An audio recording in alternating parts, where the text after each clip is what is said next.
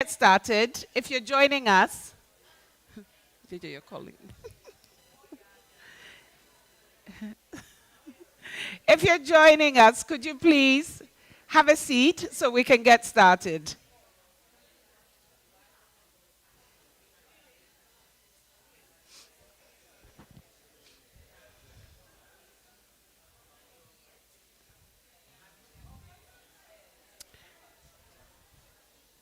So welcome again.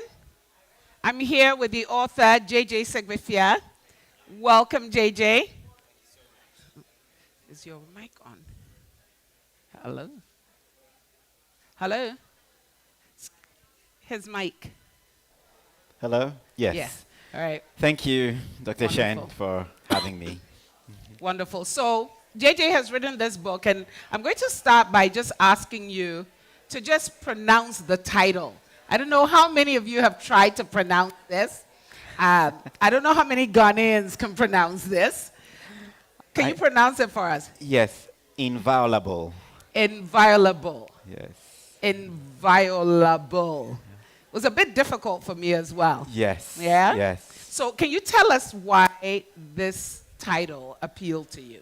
So I was thinking of something that should not be violated, or something so sacred that it should not be defiled.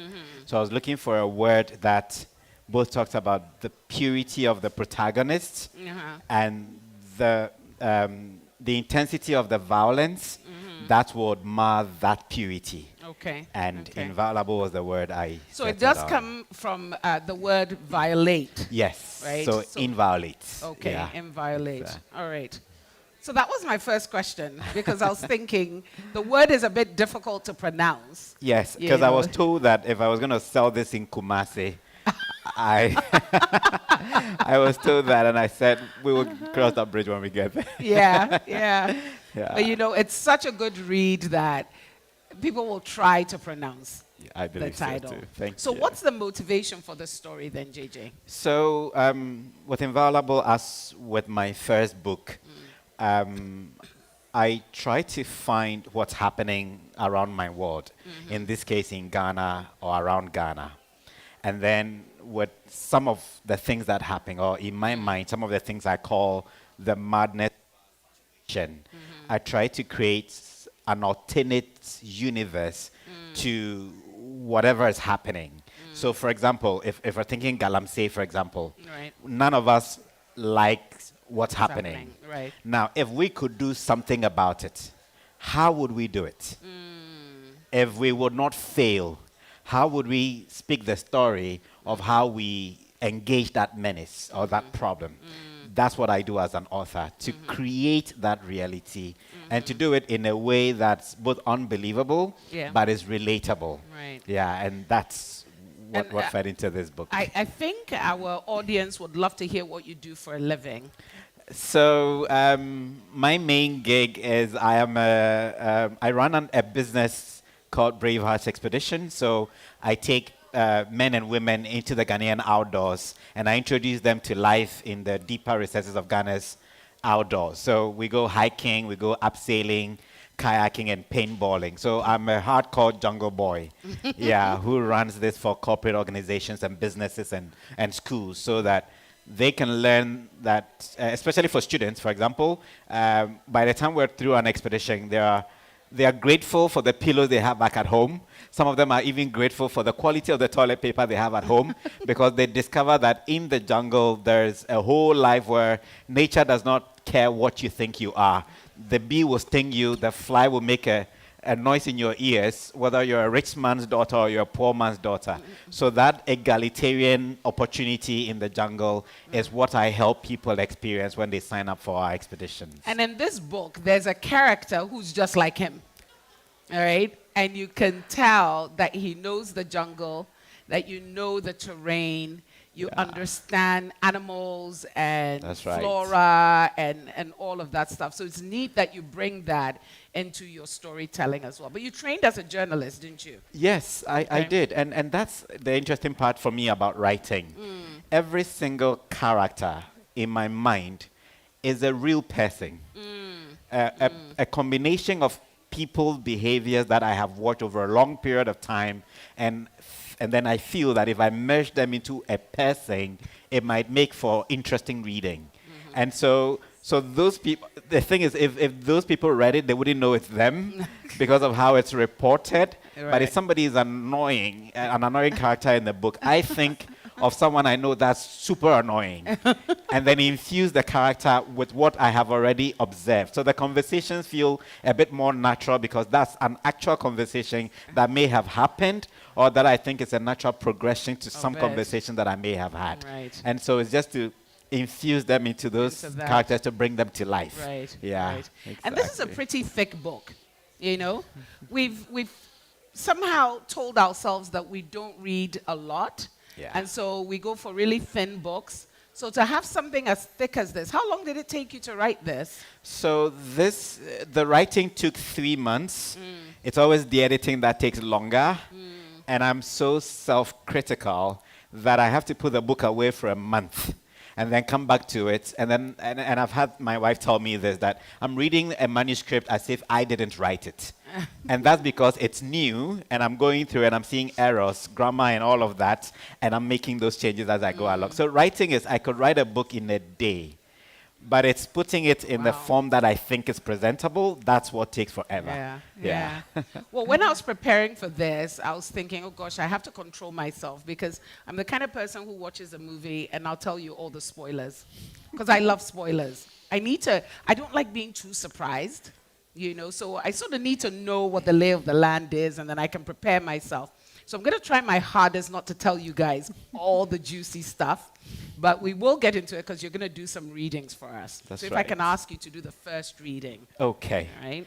So what we're going to try and do is to read portions of the book that together make sense to what the book is about. Right. Because I know you haven't had the opportunity to actually get copies yet. And so I think we're reading pages maybe 3 and 4. And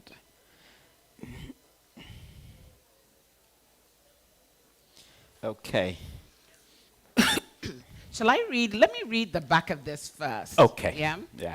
So on an amazing Fashion Week afternoon in Accra, Ikuya Sechibia Asabia somehow survived every young woman's worst nightmare at the hands of the biggest icon in Ghana's fashion and entertainment industry.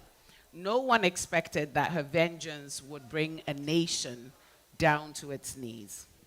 So that's the blurb at the back. Yeah. Okay? JJ. And also, because we just read the blurb, I was also thinking that under the title Inviolable is the inscription, in every sense of the word, that is what she was. When fragile, trusting, and in love with the world of fashion, she accepted the company of the one man who personified it. That's exactly what she was. Yeah, and so this was also in the front as well. Yeah, just to give you an idea of what the book is about. Now, reading from page 3, it starts, I'll deal with them soon enough, the president promised with a frosty look at the defense minister. If I'd gotten shot, would it have made sense why? It wouldn't have, Amadou answered truthfully. While true that all that smoke would have prevented national security operatives from shooting at anyone for fear of hitting you, if any assailant had planned to kill you, the smoke screen doesn't make sense. A bullet to the head would have been much simpler. That's how I would have done it at least, he shrugged. The plausible scenarios are 2, kidnapping and diversion. If kidnapping was the objective, it would have been impossible. No one could have seen through all that smoke to kidnap you or the vice president. How would they have gotten you out of the smoke into the open and away from the square? Your security detail had you literally covered on the ground. Putting it all together, you are alive, as is the vice president.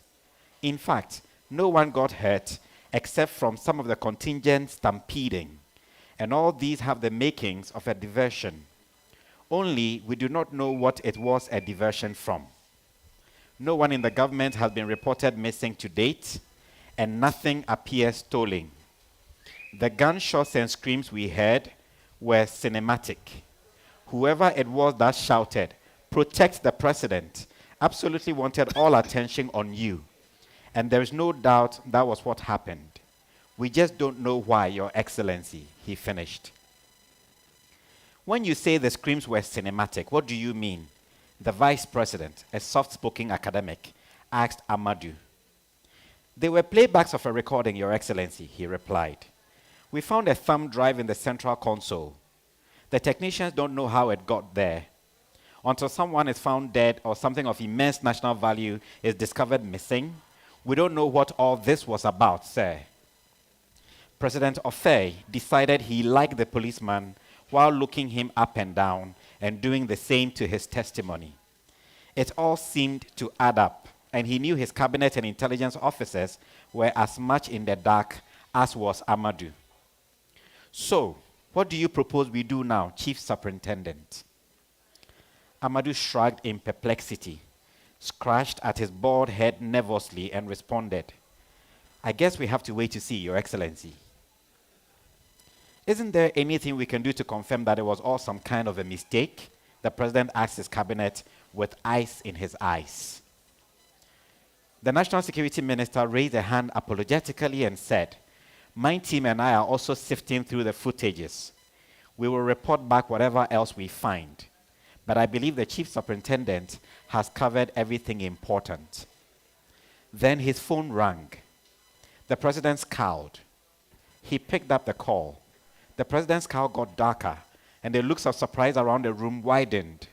Phones weren't allowed inside the Jubilee House, to speak less of the president's office. Before the president could issue a blistering ultimatum, the National Security Minister dropped his phone on the table as if it was a snake and turned to the president. 8 judges of the Supreme Court have been unaccounted for since yesterday. In those short moments following the announcement, the room began to spin for everyone around the table. Why would anyone want 8 Supreme Court judges? The president asked incredulously, the first to find his voice. With respect, Your Excellency, and with your indulgence, Amadou asked, with his mind in gear, may I please present the 6-minute video we have compiled of the incident? I believe with this new information, more light might be shed on the episode. And if we all watch together, some of you may see things that my team and I may have missed. 6 minutes? The Vice President asked in surprise. The attack lasted all day as far as I'm concerned. What can we glean in 6 minutes? My apologies, sir, but the whole smoke episode lasted 6 minutes, 28 seconds. Also, even before we do, I would like to respectfully request the presence of a CTU commander, Amadou pleaded. Impatiently, the president ordered in his deep baritone, show the video. Then he turned to the IGP and ordered, get the commander also. His ADC walked in with an urgent look, and a Jubilee House speakerphone clutched to his chest. He announced breathlessly, there's a person, a woman, who's demanding to speak to you immediately, sir, or she says she will kill the Chief Justice. A woman? A chorus of more than 19 voices sounded. Connect her now, President Ofei ordered. Unlike his cabinet, he didn't give a pig's gluteus maximus about the kidnapper's sex. I remember when I got to this part, I was like, ooh, it's happening, you know? and the fact that they all said, a woman. Yes. There was complete and utter shock that a woman had masterminded the kidnapping of these high court judges. And right away you're asking, why would anyone want to do that in the first place? And the fact that it's a woman, what's going on here? Exactly. Right? And you see a little bit of the national chauvinism coming in a little bit. You've lost 8 Supreme Court judges. You've just been told they probably have been kidnapped. The last thing you expect is that the kidnappers will be women. Yeah, and the president's reaction was correct because for him, whether man or woman, I need my judges back. Yes. Which is why he really didn't, give a pig's backside what the gender of the kidnappers were. Maximus. Exactly. This was just something else. When it got there, I was just thinking the familiarity with the setting, I think, was just so good for me to get into. I think after I finished reading, I called him and I said, I haven't read anything so riveting in a really long while, right? And I know part of it had to do with the fact that it was set in Ghana.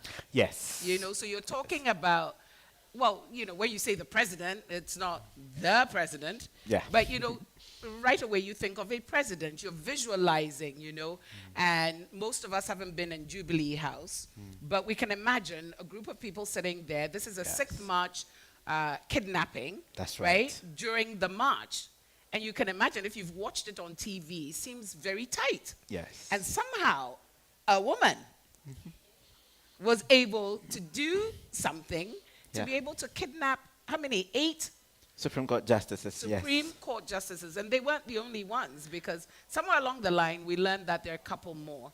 And then we'll find out why this woman, along with a group of other women, right, did this. And that's the question that keeps you moving on. And I don't know if we want to tell them. So maybe the question we should ask is, if you have been hurt by our system so badly, where you got into the point where you think justice must be done through fair or foul means. And when it comes to justice and you want to give any credibility to the kind of justice you're hoping for, then you need to reach out to the top of the game, the justice game in Ghana. So then it will be our Supreme Court judges. Now, if you wanted to kidnap them, how would you do it? And we're not doing a criminal mindset scenario here. But how would you do it? There are potentially, one, catch them in their homes. Okay, but that will be difficult because every Supreme Court justice is guarded in their homes. Now, grab them at the Supreme Court building, which is even more because there's a platoon that guards the Supreme Court as well. But doing it in the open is riskier because you've got contingents of troops and soldiers from all the security services. Day. So that's actually what made it daring. But for them, it was the lesser of all the evils. Yeah. You well, understand? You know that phrase about hiding something in plain sight? Exactly. Right? Nobody would expect that. That's right. Right? Yeah. And I suspect as well that the daring of the whole operation was meant to also send a message, we don't care. We're going to do this anyway because we need redress. Yes. You know, so there was something that was happening in there. And at least by the time we get to this page, you think it's just one person. Yes. Right? Yes. So tell us about the others, a couple of the others. So then clearly, again, if you're trying to kidnap justices, you need a team. So how are you going to do it? So these people would have had to watch a lot of 6th March parades to figure out where everything is. I think one thing that was interesting is they figured that all the guns on display typically have no weapons in them. Because no president is going to tolerate 50 contingents of armed forces, each one with live muskets in their weapons. Well, now we know, right? Well, now you do, but and it's a theory. We don't know. We're just assuming that they do not know this. So you know that you are safe. It's only those protecting the and a lot of the time the focus of security is on the head of state and his deputy. Right. You see parliamentarians sometimes in the public gallery. You see all of them. And for justices, you can imagine they are the third, estate, but they are not as protected as the executive. And the way they said, protect the president. And it's so funny, when you watch magicians and you're like, how do they do that? Yeah. But they direct your attention to a particular spot so that they can do what they got to do. So in this instance, they say, protect the president. And so everybody is rushing towards the president. Exactly. And then they forget all the other people who are there. So and I think the police superintendent was right when he said he knows there was some kind of a diversion. Yes. But to what? Or from what? Yes. He wasn't getting it. Because everything else, and he said if the goal was to hurt the president, it's just a bullet to his head. That's much simpler. Yes. But to create all this David Copperfield kind of thing, it's too complex. And then they don't even understand what it, and he kept mentioning it, unless something of value is missing or something of monumental importance has been stolen. Maybe it's just theatric gone bad. Right. And so at this point, they're waiting to find out what has gone missing. Exactly. Right? And so hearing that somebody wants to talk to the president and the person's a woman. That's right. It's almost like, stop wasting my time. There are things for us to talk about. Why do you want to talk to me? And how dare all these other people give opportunity to this woman to talk to the president. You and I can't pick up the phone and ask to talk to the president. Right. Right? So why would they let her do that? Right? Because she's got resources. Yeah. And she has the attention. Because he just discovers that, well, you no longer have your 8 Supreme Court justices, which is troubling. And then now somebody's threatening to kill the chief of all of them. So whoever he was, I definitely want to talk to her. And of course, the politics of it all. Absolutely. You know, that suddenly, who really is safe anymore in the country? Exactly. Right? So the whole politics of it, and it's an election year. Yeah. So, JJ, tell us, did you plan to write this year? In an election year? So I imagine that for both of my books, if you read them depending on the year you were reading, you would think I'm talking about the current occupants. Yeah, but that's also because as whichever politician takes control of government, the same, if it's mediocrity, the same thing cuts across. If it's excellence, which is rare, then that also cuts across. And so so you constantly, have this. And when you're writing a thriller, you're trying to basically create an action movie through words, which is a bit more complex. And so that's why when I was reading, for example, you're getting short sentences and a little bit of speed. Bam, bam, and I'm bam, hoping bam. that's how you read it. Yes. Your mind is just quickly, because it's short sentences, so you read it quickly, and you read the next line quickly, and your mind already generates the action.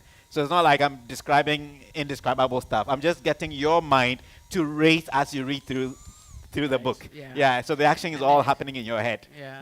Instead of in the book. And it does race. As you're reading it, your heart is racing, it's pumping, you're wondering what's going to happen next. And you immediately identify with the protagonist. Yes. Right? Her name is Asabia. My name is Asabia. So right away I'm like, girl, go do it. Go get them. Whatever it is, I don't care what it is.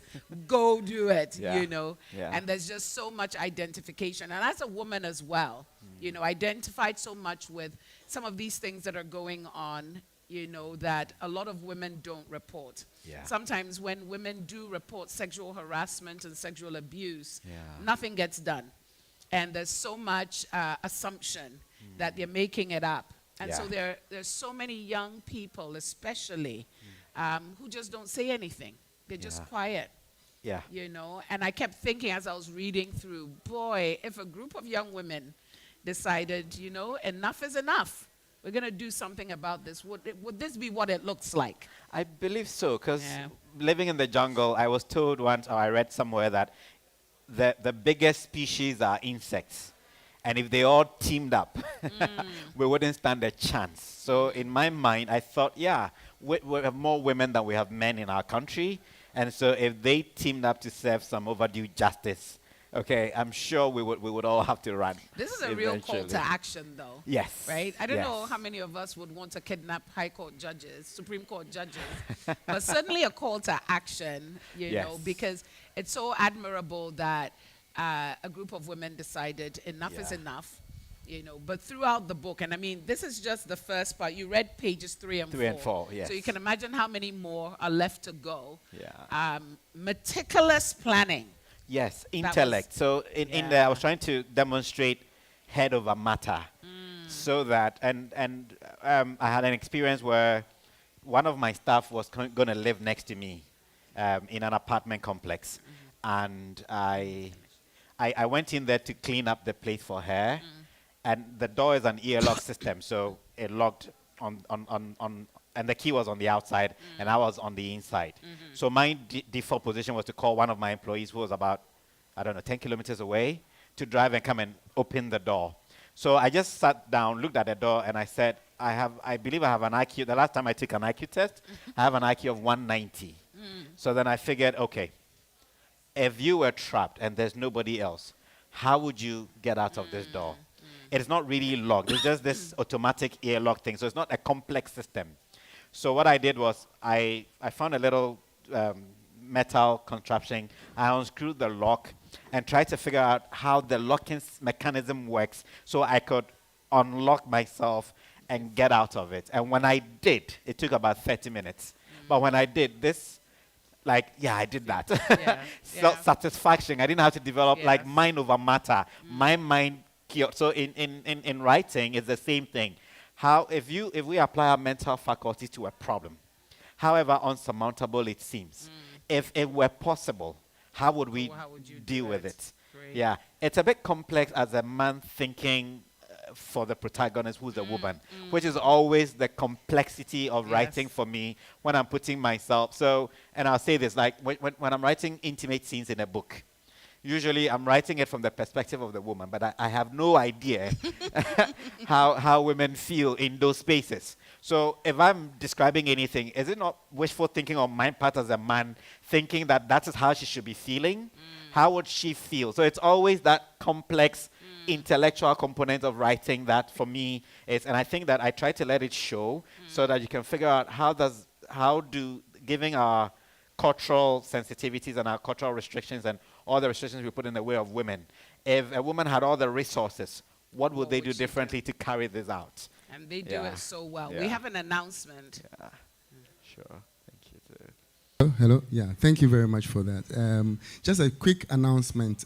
For those who are interested in the workshop, The Art of Presenting, a poetry masterclass, please go to the library. Apioko is there to facilitate. Thank you very much. Thank you. Okay, thank you too. Thank you very much. So, JJ, Yes. let's hear something else. Okay. Page, I think you've got a second reading. Is it page 7 or 14 and 15. 14 and 15? 14 and 15. Okay. Page 14. So the kidnapping has happened. So page 14. So here we're looking now at the reason for the kidnapping. Yes. Yeah, and that's chapter 4 of the book. Duncan King hadn't bathed in days, as far as time went, in an underground cell, and he felt like screaming his lungs out. Just who the heck did they think they were messing with? Just who the heck did they think they were messing with? He was the Don, the king of the microphone, a true fashionista and wearer of single-use haute couture, the master communicator, the evergreen, smooth, urbane icon, the distinguished one with supernatural lyrical, verbal, and stage presence, a true God MC. And they had the nerve, the testicular temerity, the cauldron-sized gonads, the camel-toed pudendum to array him in prison garb and shackle him to a wall. Brofo. He didn't even know who they were, but for a whole week, he had been offered nothing but stale bread and brukina, stuff he wouldn't feed his dogs.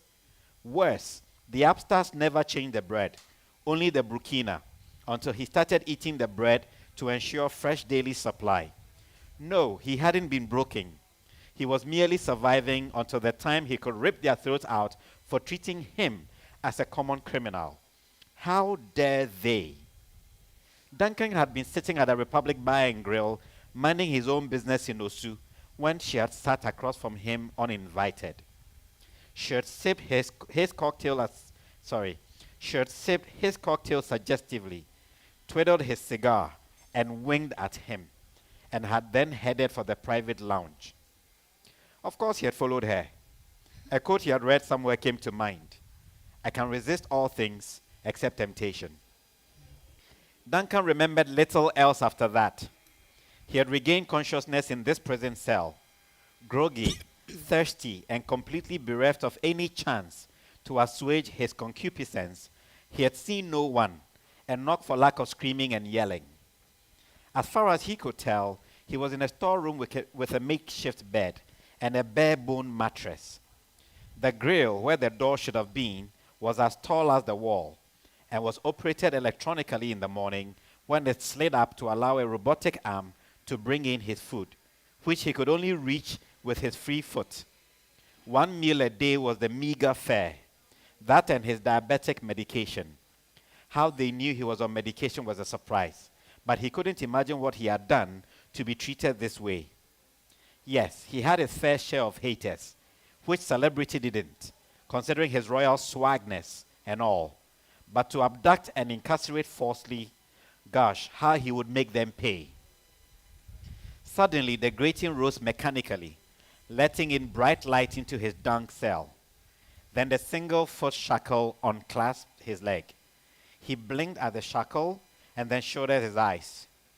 No one entered the room for a full minute.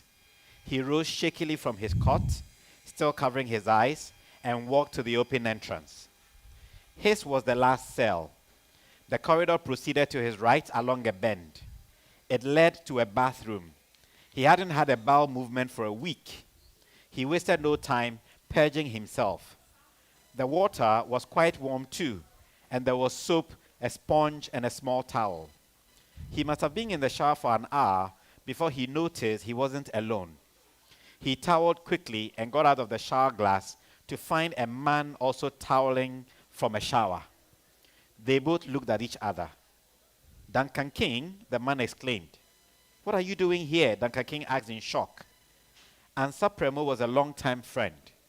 He was also his lawyer and had gotten him off in not a few binds, without most of them even making it to court. "I have no idea," Premo answered. "I left the Jubilee House on Wednesday evening after an exhaustingly long day with the Independence Day celebrations and entered my car. When I checked the rearview mirror, someone sat in the back. Before I could find out who it was, a needle plunged into my neck, and next I knew, I'm in this cell with nothing but bread and Burkina for company." Then he turned to look at his friend properly and said, "What are you doing here?" At this point, all the days of being in the dark and fearing for his life overwhelmed Duncan, and he broke down in tears. Unsure what to say, all his friend could do was pat his back reassuringly. When the crisis passed, Duncan sniffed and said, "I think I may have been here for a week or two. It's hard to tell time in the dark. What day is today?" "Thursday, March 7. Then it's been 10 days, he did the math. "I arrived in Ghana on February 26 and visited the grill. Someone did to me there what they probably did to you. I regained consciousness in my cell." He deliberately left out the part about a sexy, hot young woman. During their last case, Premo had warned he would not represent him in any more matters involving his sex episodes, as he had then called the many sexual assault and harassment claims against him. They had parted as friends, but the warning had remained, made them more impermeable because Premo was now legal counsel to the president. And there the plot starts to thicken. All right, because they've captured the Supreme Court judges. Exactly. They've captured these two men. Yes. One of them is this blowhard who thinks he's God's gift to every woman. Yeah. And then a lawyer who Yes. used to be his lawyer, but is Exactly. now the president's lawyer. That's correct. So clearly, the girls are going to have a trial. Very much so. Yeah. And this is what they proceed to have. By Exactly. capturing the Supreme Court justices, Yes. their whole aim was what was denied them before, they were Yeah. going to get it. That's right. And they were going to force the issue. Now, Exactly. whether that was legal or not, Yeah, that was, yeah. I mean, we see people shoot people in the movies all the time. None of us ever wonder, is it legal to shoot a person in the street? So again, suspension of disbelief versus Yes. suspension of law. Yeah, Yes. within the Yes. context of a book. and I think Yeah. your third reading, we'll get to it, but one of the things that was intriguing for me was just how much research you did, Yes. right? Yes. And tell me about that, about the researching for this. So it's easy to tell the story in my mind, but I also tend to think of my audience. So you are one such audience where if Dr. Shen is going to read my book, then even if I'm writing a fantasy, it better not get her to say, "Oh boy." So then get your research right. And I know a few lawyers and the arrogance that comes with the profession in some cases. So then so what I tend to do is, and by the time I'm writing, I have probably 10 books on various tabs. And then I write what I think should be the scenario.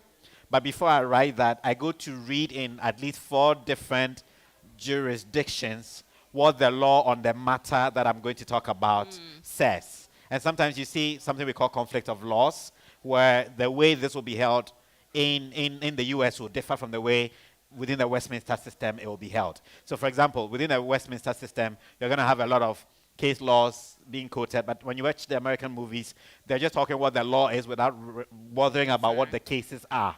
And in a book, nobody wants to read subsection so and so of so and so. They just need to know what is in there. So it's like, do that work, but twist it into the narrative so that at the end of the day, it makes it believable. And for fiction, the closer it is to the truth, I feel the better. Because then a person reads it and like, I think this must have happened. Or That's I think exactly the feeling that you get. You know, I finished this and I thought, how do I apply to law school? Exactly. This sounded so exciting, and it sounded like something anyone could do. Because you made it so simple, right? It wasn't legalistic and heavy at all. You rather felt like you were learning something about how the law works. Right. You know, so I really commend you on that. Yeah, you know, humanizing the verbosity in law. Yes. Yeah, as I did in medicine as well in the first book also. Executive Hallucinations. That's right. That's his other book. Yeah. Right? Yeah. But this part here, you know, I kept thinking to myself, you know, what are these guys thinking?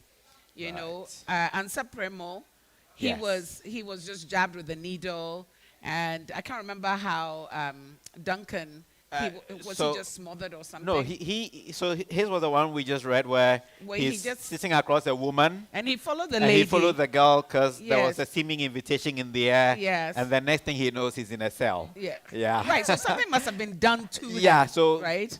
Probably doing whatever it was that was supposed to happen. But you know, in his telling, he needed to take the girl out. Right. So that's why we lost that plot there. Yes, Yeah. But as the story moves on, we get the drift. Absolutely. That, you know, clearly he would walk after anything that looked like it But was the an research invitation. part for me was also trying to understand, because in my mind, the story is how women in seemingly a patriarchal society get to hold people accountable for a certain misplaced sense of entitlement to women's bodies if you're their employer or if or they have something over you and all of that. Right. And so if you're going to go through that, what are you establishing as the background? And then it makes it easier for people to understand what they had to encounter to overcome that. Right. Yeah, and sometimes too, that was their power, their feminism, their humanity. And in Duncan King's case, in a public bar, it might have been difficult to kidnap him without, you know, exciting Causing other a scene, people. yes. So they used his weakness to draw him to a place where that was possible. Right. Yeah, the counsel to the president, finding out where to get him and get him in there. So basically, there are players and actors within this whole situation, and the girls are trying to bring everyone together who is relevant to getting the justice that they're seeking.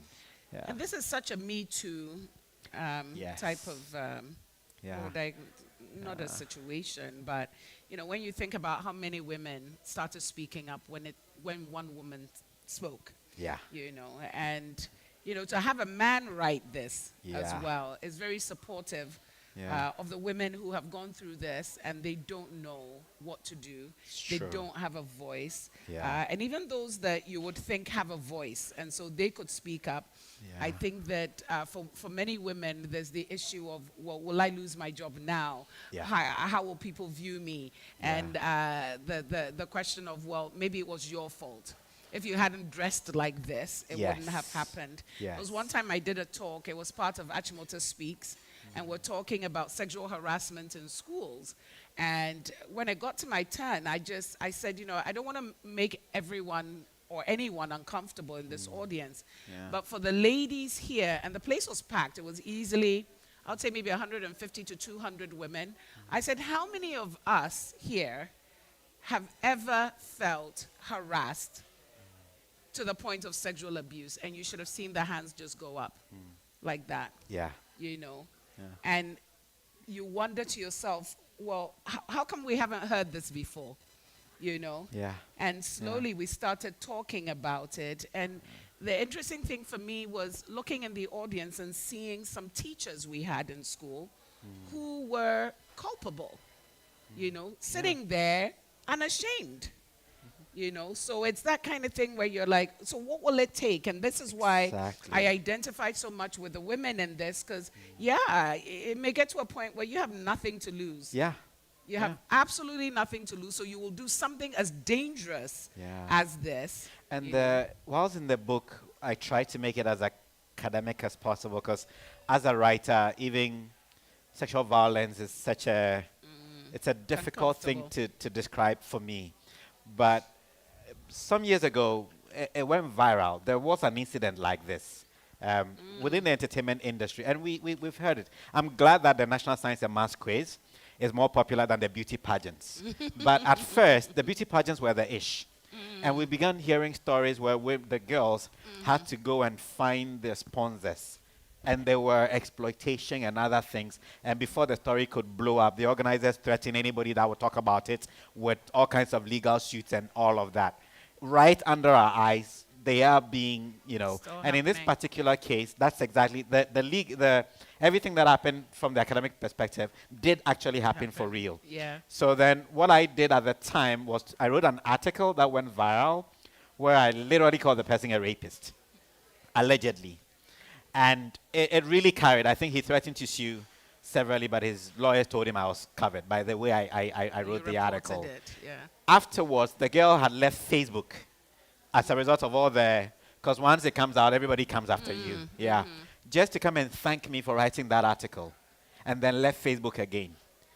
Yeah, so and when it's happening, like whilst you're looking at it, you realize that within the fashion industry, the entertainment industry, the banking sector as well, this is what's happening. Every sector. And it's happening right Every under our sector. noses. Yeah. But it gets to a point now, where everybody believes this is the only way to get it. So within the entertainment industry, it's more profound because they think that that that's what it is. Yes. You understand? So How do you shouldn't expect to complain. raise money for, I don't want to impugn any Miss PAGYA, for example. Okay? The expectation is that young female needs to know what to do to get the sponsor. So a University of Ghana student, level 100 or level 200, how is she supposed to find the kind of hundreds of thousands of Ghana cities that is required for sponsoring a Miss whatever pageant?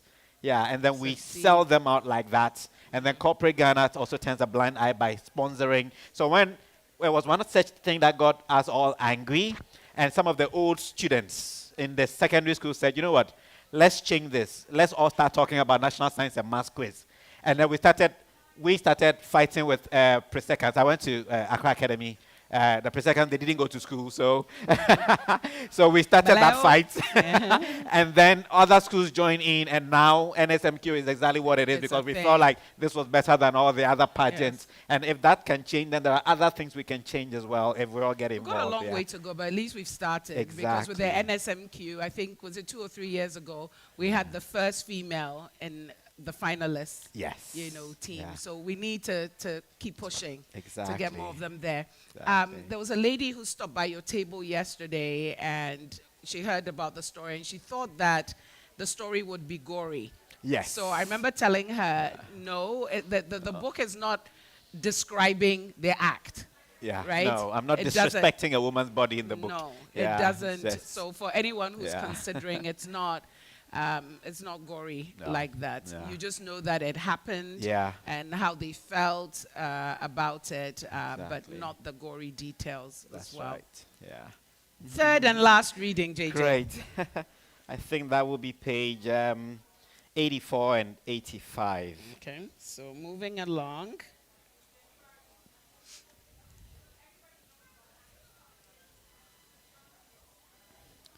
So it starts with, we are the first to admit that the use of nolle prosequi by prosecutors is generally a matter of prosecutorial discretion. And prosecutors are given broad discretion by law in deciding whether to pursue charges against a defendant. This court has time and again recognized that discretion as a constitutional and legal power belonging solely to the Attorney General under the 1992 Constitution and under common law, and enabled it as necessary to ensure that innocent people were not prosecuted and convicted, that scarce judicial resources were not misappropriated in pursuit of cases with little prospects of success, and necessary to safeguard the public interest and ensure that justice was not only done, but seen to be done. A lot of nolle prosequi cases have allowed prosecutors to focus their resources on cases that have a greater chance of success, while also protecting the rights of the accused and preventing wrongful convictions. We agree with the court on all those rulings, especially when it allowed an accused to move on with their life and avoid the emotional and financial costs of defending themselves in cases that were lacking in prosecutorial evidence. My lords, we however bring to your notice a peculiar exercise of judicial wisdom in all rulings involving the matter of nolle prosequi. This court and the lower courts, even while seemingly concurring with the Attorney General on the non-justiciable arguments of nolle prosequi, have emphasized that that decision must be made in the interest of justice and based on sound legal principles. Each of your rulings have demanded that the prosecutor must exercise the power with caution and ensure that it does not result in a miscarriage of justice. This court has on 3 occasions warned that nolle prosequi cannot be used in a manner that is arbitrary, discriminatory, or contrary to the interests of justice, in which case the use of the power can be ruled as an abuse of that discretion. My lords, in one instance in 2012, this court was circumspect that allowing a prosecutor to discontinue a criminal case at will undermines the rule of law by giving the impression that some individuals were above the law. The court held that while the power of nolle prosequi might not be subject to judicial review, that power was nonetheless subject to the rule of law, and that the prosecutor could not abuse the power to shield offenders from justice. In the peculiar case of the Republic versus Duncan King, my lords, we contend that the Attorney General, through the state prosecutor, abused that power to shield the defendant, Mr. Duncan King, from justice. The prosecution well nigh admitted this when, seeing the frown on the trial judge's face during the application, quickly assured her that the prosecution reserved the right to try the defendant again later. The Attorney General herself issued a press statement in response to the public outcry, clarifying that the accused had not been let off the hook. She cited the mental state of the plaintiff at the time, as well as the unwillingness of the family and plaintiff's witnesses to testify on behalf of plaintiff. Ife paused to flip over some of her sheets. It's been 10 years, my lords, she told the empaneled justices. If the first defendant truly meant what they said, 10 years is a heck of a long time to not have brought Duncan King to justice. While true that plaintiff was not in a good emotional state to present in court, the first defendant was armed with her affidavit, armed with a doctor's report, and armed with powers to subpoena plaintiff's named cousin, second defendant's named cousin, and Oriku and Pemdako, all crucial witnesses to the alleged crime.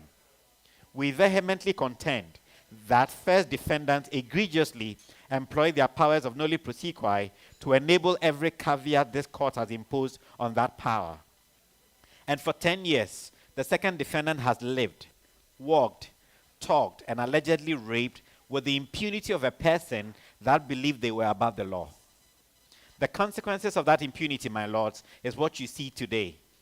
All 7 of us women who took up arms and orchestrated this session of justice did so because of our unhappiness with first defendant's conduct. All of you venerable judges would today have been happily at home with your families, but for the Attorney General's abuse of power.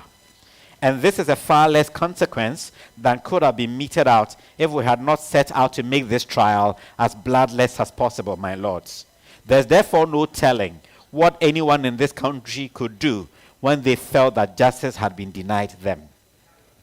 In summary, therefore, if he concluded, we contend that while the power of nolle prosequi can be a useful tool for prosecutors to discontinue cases that are not in the public interest, in the Republic versus Duncan King, there was a clear public interest that was violated by the Attorney General, and that abuse undermined the rule of law, violated even the second defendant's right to a fair trial, and created a perception of injustice, reasons for which the exercise of that power needs to be rendered null and void.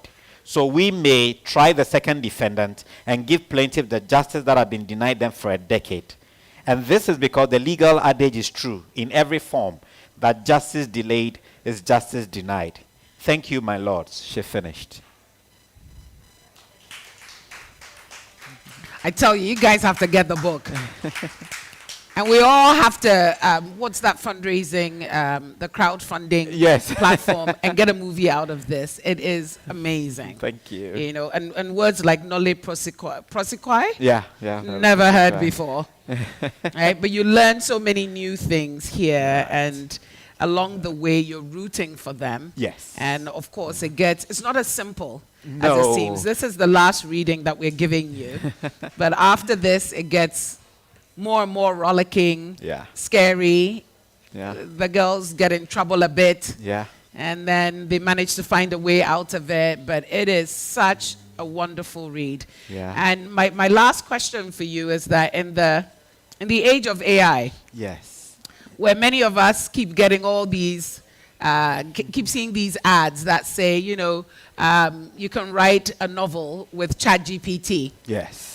What does that mean for people like you who create stories like this for us? So How can you compete with ChatGPT? Well, you can use it. Yeah, you can use it. I think Amazon requires you to indicate whether you use, and then they run a check to Really? find out. Because now there are apps that can detect that it's not original that you use. Wow. Yeah. Some of what I did was to sometimes if I'm writing a line and I don't think I've written it the way it should, I was subjected to AI and say, can you write this well, but write it in the same way I did. I'm not Yes. interested in your input. Yeah. Right, And then right. you get that sometimes. And it gets it wrong, especially in a country like Ghana where we don't have so much information Yes. in a database that's easily reachable. Yeah. And so I guess you're right. You can't win. So the best you can do is make sure that your story is as original as possible. Yeah, and I think that in my experience, especially with this book, when it was written within the time of ChatGPT, it's just subjecting it and trying to find whether it's going to give a better suggestion than the one that I have done. Yeah. And usually I find it's a measure of the two that's always better. Right. Yeah, rather than allowing it any much authority. So once you restrict it, it's like garbage in, garbage out. Yeah, and so if I put in the data, then, and I'm very critical because I know I'm dealing with something that does not know half of what I'm thinking. Yeah, exactly. And so if it's not what I want, then okay. Yes, And sometimes redo. in one chat I can ask, okay, how would you say this differently? Yes. Yeah, and I'm like, okay, if you were wrong, what would the right answer be? And I Okay. keep testing it. I'm sure whatever computer is working with me is probably stressed out. Yeah, because I have a bias, and I let that out to make sure that I get what it is I'm looking at. And a Right. lot of the time, I rather, no. When you get a writer's block, I'm like, Yes. no, let me just, and then one Just jungle wait. trip, and I'm back to writing Yeah, again. yeah. Yeah. Does anyone have any questions for JJ? I think they're all stunned. Yeah. Anyone have any questions for JJ? Some of them have read it, actually. Yeah? These three have. Okay. Yes. Yeah. Yes, ma'am. The mic is coming around. Hi, JJ. Hello. Earlier on, you said that as a man, you are writing from a woman's perspective. Yes. Has there been cases where you had to ask a woman, how would you go about this if it was you in that situation? Or you've just assumed that that would be the reaction from the woman's perspective?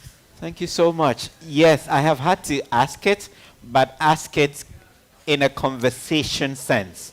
So they don't know I'm asking it for the purposes of writing a book or asking, except that sometimes the questions sounded weird. But sometimes it's the response to a real, like we're talking about, and I think my nieces visited me recently, and we're talking about food, and then I just throw in something unrelated to food, and then see how their mind switches to figure out in the book if a woman or if the protagonist is doing something and there's something that forces a volte-face or an about face. How do women react in those situations? If I'm driving, I have extremely good reflexes. Yeah. So if someone drives in front of me, my reactions would typically be the right ones. But I have no idea what women do in those situations, except to ask that. So if somebody crosses you, what's the first things you do? You understand? In my mind, I'm thinking they're probably going to say, you shouldn't be driving like that as they step on the thing. You understand? Because women can do two things at the same time. Okay. Whereas as a man, I know I'm first stamping on the brakes before I complain. So it's always, so sometimes I have to ask in a conversation sense to figure out a woman's perspective of things. And that's, again, because I don't want to impose my feelings as a man on the character that's female. Yeah, sometimes it's always, which is probably why intimacy in my books are very limited, because I think that you can go wrong if you're keeping it short and simple. You Right. understand? But if you have to write it for a long period, then yeah. that creates a problem. No, we appreciate that a lot, Yeah. because sometimes it can get really annoying. Yeah. Where there's that assumption that this is how you must feel and this is how you must think. Exactly, yeah. So we do thank men who allow us to have our stories, right? Exactly. And help us to tell some of these stories. Is there any other question? Yes, ma'am. Two questions there.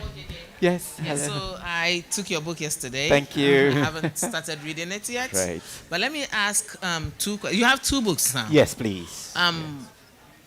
Which perspective do you write in? Through the eyes, the voice, eyes of a woman, or through the eyes, voice of a man? Usually through the man until I get to female characters. Okay. Then I go blank. Okay. So that's usually my cue to humbly Seek help. Yeah, seek help, exactly. At least in how to, so especially if there's a part of the book where it's the thought of a woman, yeah, then that's always where the difficulty is. Usually I may write where the story should go, Okay. and then I try and fill in the blanks. So if there are physical components of that part or things that are normal and average and natural, those are easier. But when it comes to their emotions, how does, for example, a victim of sexual abuse in this situation, how does she think of that person, the perpetrator? Then in that case, I absolutely need help Okay. from females. Okay. Yeah. Are you mostly interested in legal thrillers? So the first one is medical. Okay. This is legal, and I have a The feeling next one will the be- third one will be historical. Yeah. We can't wait. I think we have Yeah, time for someone just has- one more question. Yeah.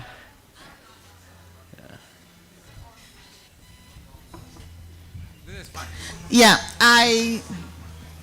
it is not a question. I just want to say that you have really whetted my appetite Thank you. to read you, JJ. Congratulations. Thank you so much. There's one other writer, from what the conversations are and your style of writing, there's only one other writer who comes to mind in that kind of critical perspective of things. Ayikweyama. And I've read all of him. Right. And you know, Ayikweyama would describe a house and tell you the number of steps he climbed. And you will find the house in Adabraka. And when you go there, you see that the exact number of stairs, you know, that is how, you know, and it brings the thing to life in a very interesting and enjoyable way. Right. And so I will be launching into your writing. Congratulations. Fantastic. You Thank have you so much. one follower. Thank you, Dr. Gadjiko. So much. Much appreciated. Go get this right now. This is the book of the decade. Thank Like I you. told JJ after I finished reading it, thank you. Thank you. you. There's so many wonderful things you did by writing this. As a woman, I thank you. You know, as a Ghanaian, I thank you for opening my eyes to a lot that's going on in those circles that I don't have the privilege of going into or getting into. Sometimes I must admit I don't care that much to get into the political arena. You made me care a little bit more. A little So bit. thank you. Yeah, just a little bit more. Thank you very much. And this reminds us that there's so many good stories out there. And there's lots happening around us that we can pick from and use to write stories. And for those of us who are educators as well, to remember that we've got to reach younger people real quickly with our stories as well. So thank you on behalf of a wonderful audience here. I want to say thank you so much. Thank All you the too. very best. Thank you so Thank much you. as well. Thank you. All right. So, thank you all so much. And I'll be happy to autograph for those of you who may pick up copies. And the website is SEGBEFIA.com. You can easily get it and we'll deliver to you as well. But thank you so much. And it's for available being- on Amazon Yes. everywhere. Available on Amazon everywhere. Exactly. Yeah, thank you. All right. Have a good night.